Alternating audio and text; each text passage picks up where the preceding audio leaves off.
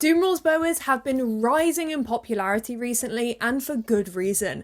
They make such amazing pet snakes, and I love my girl Chai. Dare I say, they may even make a better alternative than a boa constrictor or a boa imperator. And you'll find out why that is in this video, so let's get right into this Dumeril's boa care guide. Starting out with their temperament. How are they going to act? Every snake is different.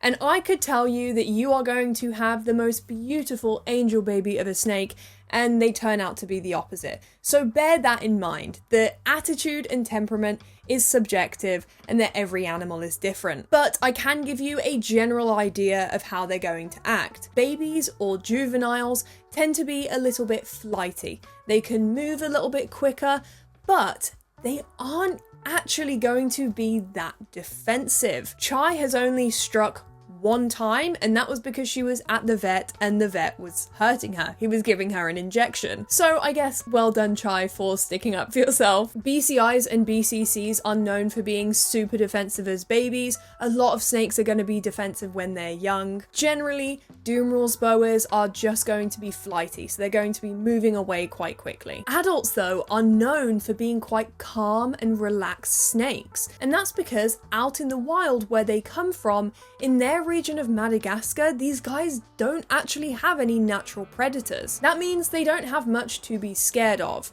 They are kind of the top of the food chain. So compared to other boa species, they are going to be super chilled out and super relaxed, which is quite nice to know. What about size? How big is your Dumeril's boa going to get? Well, this is the thing, right? Is you can kind of choose. If you don't want a big snake, you don't need to get a big snake. You can get a male Dumeril's boa because sometimes they max out at about 4 foot, which is quite small. But if you wanted to go for something a bit bigger, then go for a female. Sometimes they can reach up to 9 foot, but 6 to 7 foot is a lot more common for a female adult Dumeril's boa. But also bear in mind, a bit like temperament, sometimes your snake can be way out of that category. You could have a male that grows 6-7 foot or a female that grows 10 foot. So instead of expecting your snake to stay within that bracket of 4 to 9 foot, just expect the worst, I guess, that they are going to get as big as possible. Plan ahead for that. But how long is my Dumeril's boa going to live? On average, Dumeril's boas live between 15 to 20 years. So they are a big commitment. Make sure you remember that. And if you don't think you can make that commitment,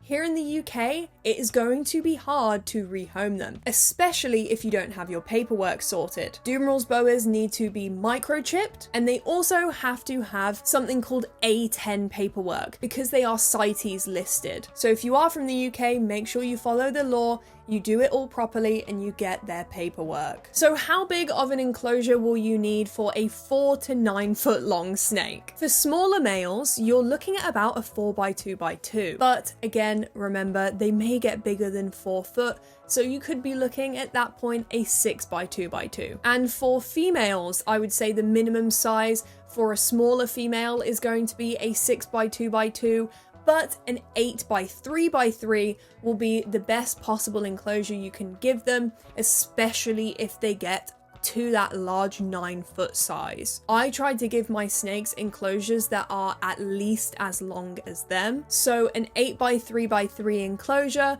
would be perfect for a larger female. For enclosure material, you can go for wood, PVC, you could go for glass, but I mean, I am not paying for an 8 foot long glass enclosure. That would be so expensive. Any material works for them because of their humidity requirements, but we'll get into that later. First, let's talk about the substrate within the enclosure. I like to use topsoil, play sand, a bit of cocoa fiber, covered in leaf litter. Dumeril's boas love leaf litter. They love to hide away. They are a terrestrial snake, so they're going to spend all their time on the ground. I have seen Chai climb one time.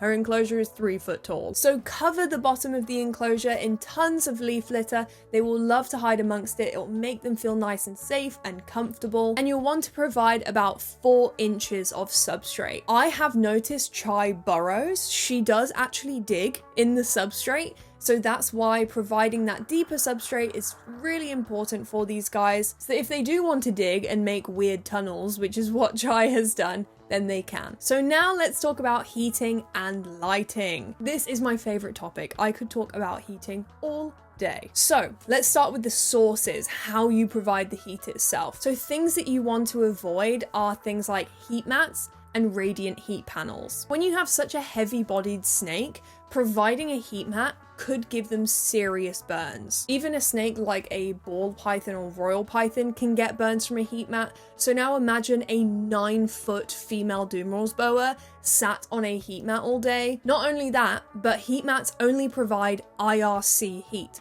which is surface level heat. Same with radiant heat panels.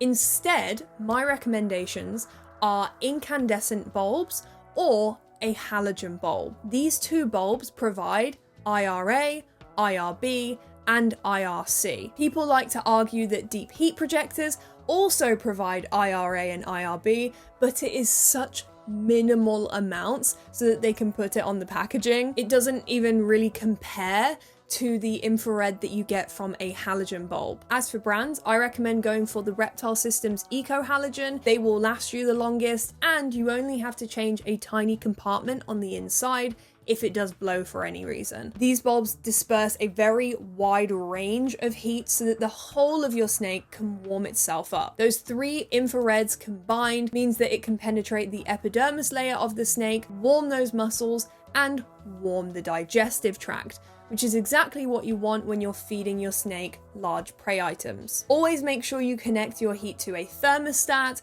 I like to use the Habistat ones, but any dimming stat is going to work well for them. As for temperature range, you want a 21 to 31 sort of gradient. Aim for about 30 degrees on that basking spot. Put the bulb on one side of the enclosure, and as the snake moves to the other side, they will get cooler. As for UVB, I have noticed an insane difference in Chai's coloration. She is now a bright salmon pink around her neck area. Her iridescence is insane, and she spends a lot more time out in the open basking under her UVB since she has moved from her old owner over to me. I recommend going for a 7% shade dweller or the 6% forest dweller. Either of those will work perfectly fine in a 2 to 3 foot tall enclosure. You will want your basking bulb and your UVB to be on for 12 hours and off for 12 hours. So if you're concerned about the temperature of your house, what you can do is you can provide a ceramic heat emitter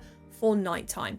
They produce mostly infrared C, which means that they aren't really a basking spot. They aren't a very good daytime bulb, but they are great for warming the air at nighttime if you do need it. I would set this to roughly 27, 28 degrees. So it's still nice and warm, but it's not a super hot spot all the time, because that's not really natural. Snakes do benefit from a temperature drop at night. Now let's talk about humidity. This is one of the best things about Dumeril's boas, and why I went for one over a boa constrictor or a boa imperator.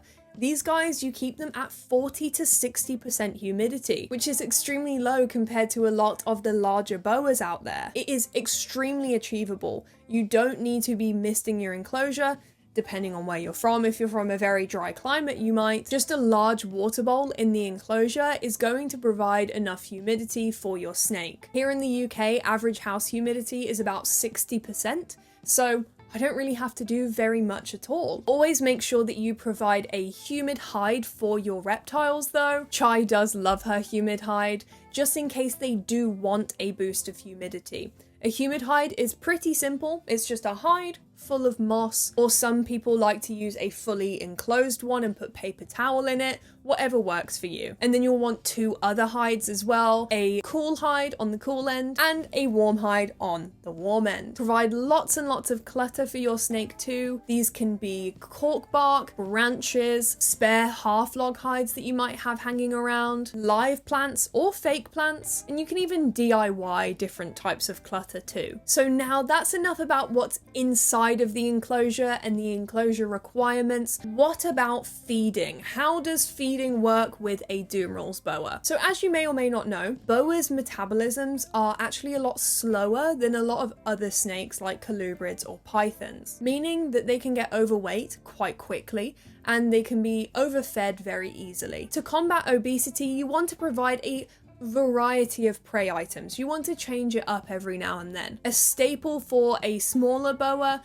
might be something like a mouse, or African soft-furred rats are an amazing feeder and very natural, seen as where they come from. You can also feed them domesticated rats as they get older. You know, they might need a bigger prey item, but since they're full of fat, make sure you do switch it up every now and then and maybe feed them something like a chick or a quail. Different feeders have different protein levels and fat levels, so changing it up will first of all stimulate the snake but prevent obesity. You want to feed your hatchlings to juveniles, any snake that is under 3 foot, every 7 to 10 days. A subadult, so that's a snake over 3 foot, you want to feed them every 14 to 21 days. And then your adults, which are larger than 3 foot, but are also no longer continuously going through crazy growth spurts, or their growth rate has seemed to slow down because snakes never stop growing. You want to feed your adults every 21 to 28 days. Dumeril's boas are absolutely fantastic eaters, and it makes sense why there's a saying they eat like a boa. That's because boas are amazing feeders. Chai had her microchip put in, which was incredibly traumatic for her. She almost passed away. It was a whole thing, and 3 days later she ate a meal. So I think that says a lot about Dumeril's boas and their appetite. And if you do get your hands on one, you won't regret it, I promise you. So that is everything for today, guys. I really hope you enjoyed this video. And if you have any questions about Dumeril's boa care, feel free to comment down below. I am more than happy to answer. I hope you all have a wonderful rest of your day, and I will see you all later. Bye-bye.